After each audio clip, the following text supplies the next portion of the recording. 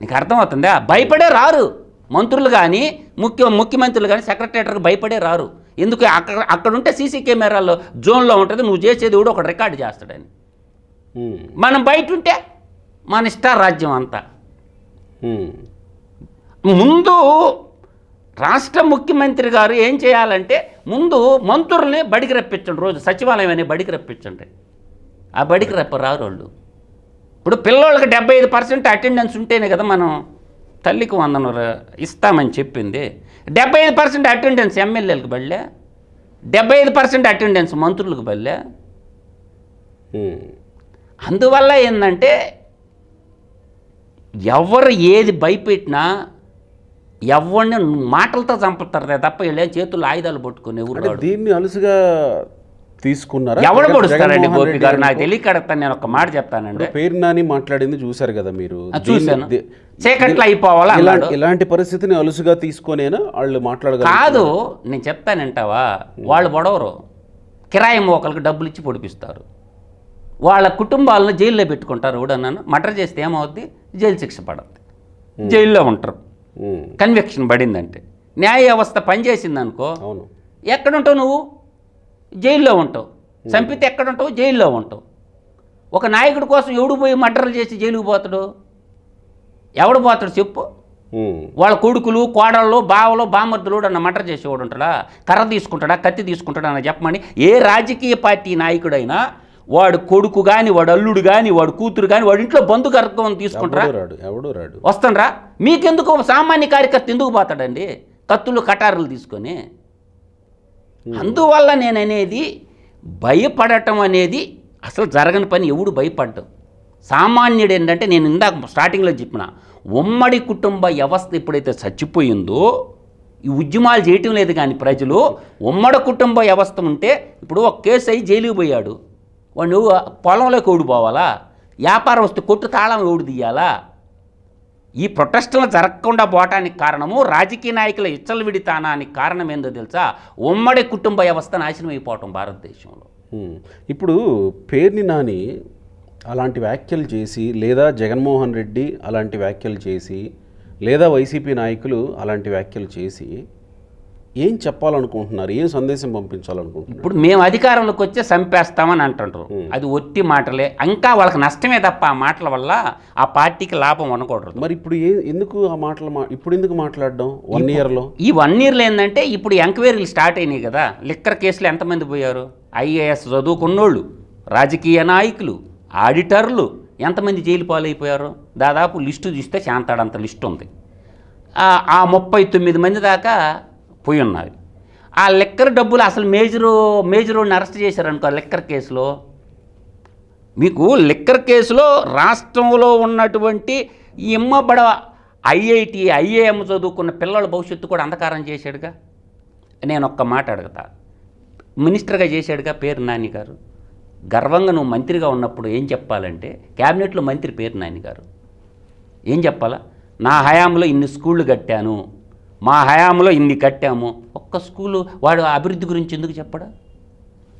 అవి మాట్లాడాలి. ఒక మంత్రి స్థానంలో ఉండేటటువంటి సమాజాన్ని చైతన్యపరిచేదిగో మా హయాంలో మేము ఈ నిర్మాణాలు చేసాము, మేము ఇన్ని పోర్టులు కట్టాము, మేము ఇన్ని స్కూళ్ళు కట్టాము, మేము ఇన్ని కంపెనీలు తెచ్చాము, మేము ఇంత GDP పెంచాము, అట్లా మాట్లాడాలి. కానీ మాట్లాడకుండా ఇది మాట్లాడుతున్నారంటే ఏంటి కారణం? ఏంటి ఏమన్నా వ్యూహమా? అరాచకాన్ని సృష్టించడం వల్ల పెట్టుబడులు రాకుండా రాష్ట్రంలో విధ్వంసాన్ని సృష్టిస్తే పెట్టుబడులదారులు రారు, వచ్చే పెట్టుబడులు ఆపేయాలి.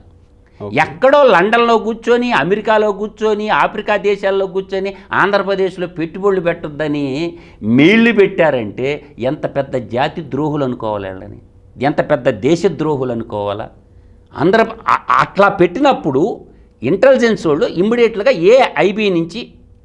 ఐడి నుంచి పోయినాయి ఆ మెయిల్స్, వాళ్ళని ఎందుకు అరెస్ట్ చేయటం లేదా?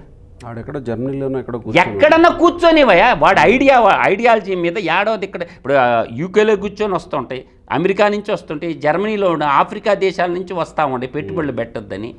అవి ఎవరి నుంచి ఎవడికి పోయింది అనేది, ఆ మెయిల్ ఎక్కడి నుంచి ఎక్కడికి పోయింది అనేది వస్తుంది కదా. అది ఇంటర్నేషనల్, మనం ఏం చేయలేము. స్థానికంగా మీరు చెయ్యాల్సినది బోలెడు పనులు ఉన్నాయి. ఇక్కడ ఒక్క మాట, సహజంగా మళ్ళీ అధికారంలోకి రావాలనుకుంటున్న నాయకులైనా పార్టీలైనా జనాల్లో మంచిగా అమ్మబాబు అనుకొని బతిమాలుకొని మేము మారిపోయామని చూపించుకొని మేము వస్తే ఇది చేస్తాం, మిమ్మల్ని ఇంకాస్త అభివృద్ధి పదంలోనో లేకపోతే మీ బతుకులు ఇంకా బాగు చేస్తామనేవో కదా చెప్పుకుంటారు. కానీ ఇప్పుడు ప్రతిపక్షంలో ఉన్న వైసీపీ ఈ రకంగా మాట్లాడి ఎట్లా ఏం చేసి మళ్ళీ గెలవాలని అనుకుంటుంది, మళ్ళీ వస్తామని ఇప్పుడు యువజన శ్రామిక రైతు పార్టీ అనేది గోపి బాగా గుర్తుపెట్టుకోండి, అది వ్యక్తిగత పార్టీ. రాష్ట్రాభివృద్ధికి దేశాభివృద్ధిలో భాగం పంచుకోవాలన్నటువంటి పార్టీ కాదు. వ్యక్తిగత సమస్యని రాష్ట్ర ప్రజల సమస్యగా సృష్టిస్తారు వాళ్ళు. ఇది బాగా గుర్తుపెట్టుకోండి. అది ఒక కుటుంబ సమస్యని రాష్ట్ర ప్రజల సమస్యగా చూస్తున్నారు. అట్లా చూడటం వల్ల ఏమైందంటే ఈ యొక్క అబ్యూజ్డ్ లాంగ్వేజ్ వాడటం వల్ల, ఈ బూతు పదాలు వాడటం వల్ల విభజన చేయొచ్చు. క్రిమినాలజీలో సైకాలజీ ప్రకారం డాక్టర్లను అడిగినా క్రిమినాలజీలో అది ఒక వ్యూహం అన్నమాట. అది అబ్యూజ్డ్ లాంగ్వేజ్ వాడటం వల్ల ఏమవుతుందంటే మనుషులు వర్టికల్గా విభజిస్తారు, వర్టికల్గా ఇడిపోతారు. ఓకే, ఆ ఇడిపోయిన తర్వాత ఇంటలెక్చువల్ సెక్టార్ ఒకటి ఉంటుంది, వాళ్ళ పని వాళ్ళు చేసుకొని జీవిస్తూ ఉంటారు ఇంటలెక్చువల్స్. అటు ప్రభుత్వానికి పన్నులు కడుతూ, ఈ మాట కూడా చెప్తాం, ప్రభుత్వానికి పన్నులు కడుతూ ప్రభుత్వాన్ని నిశితంగా పరిశోధించి పరిశీలిస్తూ ఉంటుంటారు. వాళ్ళ వృత్తుల్లో వాళ్ళు నిమగ్నమై ఉంటారు. వాళ్ళు ఏం చేస్తారంటే ప్రభుత్వాన్ని మార్చేది వాళ్ళే. నిన్న కూడా ప్రభుత్వాన్ని మార్చింది ఇంటలెక్చువల్ వర్క్. అయితే 100% వాళ్ళే 17%. కరెక్టే. 40% టీడీపీకి 23 సీట్లు వచ్చినప్పుడు 40% ఓట్లు వచ్చినాయి. వాళ్ళు ఇప్పుడు మంత్రుల్ని ఇప్పుడు చేసేటటువంటి పరిపాలన బాగా నిశ్చితంగా పరిశీలిస్తున్నారు.